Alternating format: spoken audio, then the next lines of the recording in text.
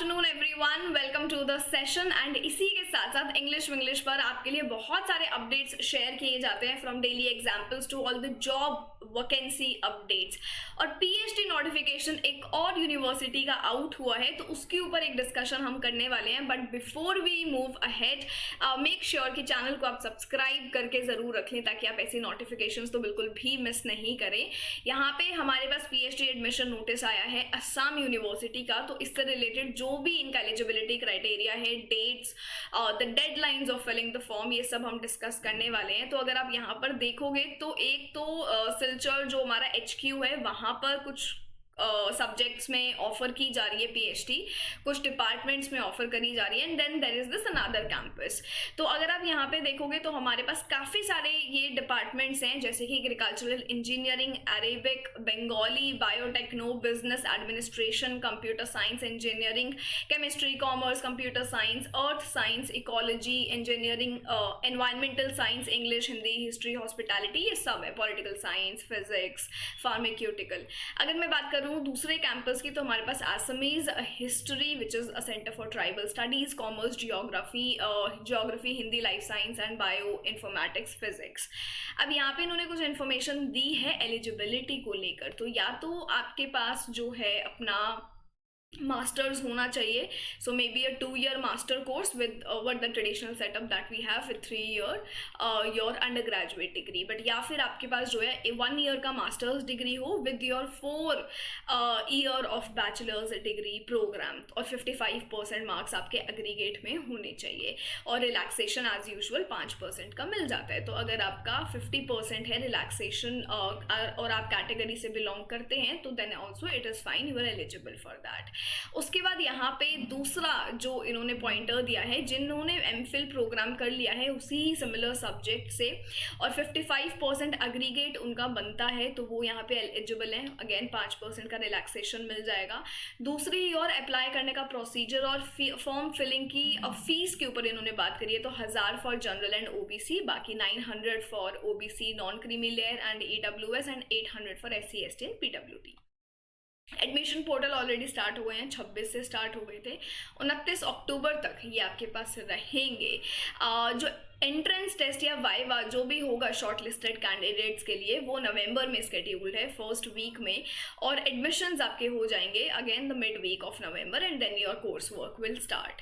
यहाँ पे इन्होंने यही इन्फॉर्मेशन दी हैं, और इसी के ही अकॉर्डिंग आपको सारी चीज़ें पढ़नी है। आगे जाके भी अगर आप देखोगे तो उन्होंने काफ़ी कुछ अटैच किए हैं, तो जिन जिन डिपार्टमेंट्स से आपको ये इन्फॉर्मेशन देखनी है आप बिल्कुल देख सकते हैं। बट हमारे लिए यहाँ पे हर डिपार्टमेंट की इन्होंने टोटल सीट्स दी हैं, कितनी अवेलेबल सीट्स हैं, इनका रिजर्वेशन को लेके कितना % रहता है, और कितना शॉर्टलिस्ट ये करेंगे रिजर्वेशन को लेके, वो भी सब इन्होंने एज पर GOI रूल्स वो सारे डिसीजंस लिए हैं।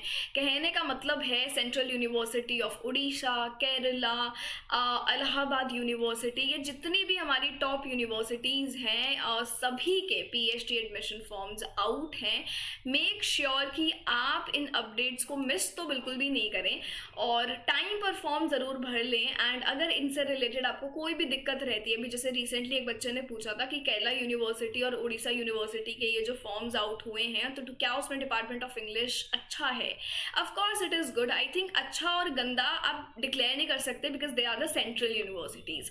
दूसरा, यहाँ पे आपको जब एक डिसीजन लेना है कि मुझे यहाँ से PhD करना है, that decision should be based on your topic और your major area from where your topic is surrounded with, और उससे रिलेटेड आपको क्या आपकी सुपरवाइजर्स वहाँ पर मिलते हैं कि नहीं मिलते। फॉर एग्जाम्पल, मेरा टॉपिक है women and labour, and Kerala university में कोई ऐसे सुपरवाइजर्स नहीं है जो इस डोमेन को करें, और मुझे लगता है कि I might not be a good fit there, तो मे बी मैं और यूनिवर्सिटी में देखूंगी। मे बी दिल्ली यूनिवर्सिटी में मुझे वो चीज़ मिल रही है, तो शायद आपका जो प्रायोरिटी है वो उस बेसिस पे डिसाइड हो सकता है। But again apart from that, besides that, बहुत सारी और चीज़ें होती है जिसके ऊपर ये सारा कुछ बेस्ड रहता है, regarding your responsibilities, regarding from where you are coming from, कहाँ आपको सेटल होना है, कहाँ से PhD करना है, लोकेशन क्या है, वो सब बात का सिनेरियो है। है, बट ये जो मेजर एक डाउट रहता है सबका कि क्या ये अच्छा है, of course it is good, ये सेंट्रल है तो कुछ ना कुछ तो बात इनमें ज़रूर है।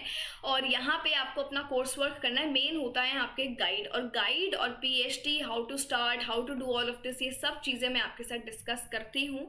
इनसे रिलेटेड अगर कोई स्पेसिफिक सेशन चाहिए then yes definitely we can bring that. And this is it from my side. हर शाम 5 बजे इंग्लिश के लिए आप मुझे JRF अड्डा पे ज्वाइन कर सकते हैं। JRF अड्डा पे भी मैंने पीएचडी को लेके काफ़ी सेशंस आपके लिए बनाए हैं, तो वो भी आप जाके चेक कर सकते हो। बिगिनर्स फ्रेंडली है, so it would be good for you कि प्रपोजल पे कैसे काम करें, क्या क्या रिसोर्सेज आप फॉलो कर सकते हैं and all of that. English का ग्रुप ज्वाइन कर सकते हो। कोई भी डाउट रहता है कॉमेंट सेक्शन आपके लिए हमेशा ओपन है। बल्कि और दूसरा जो एक ऑप्शन है कि अगर आपको पर्सनली बात करनी है तो आप इस ग्रुप में मैसेज कर सकते हैं एंड आपको रिवर्ट मिल जाएगा, ठीक है। So this is it from my side, thank you so much.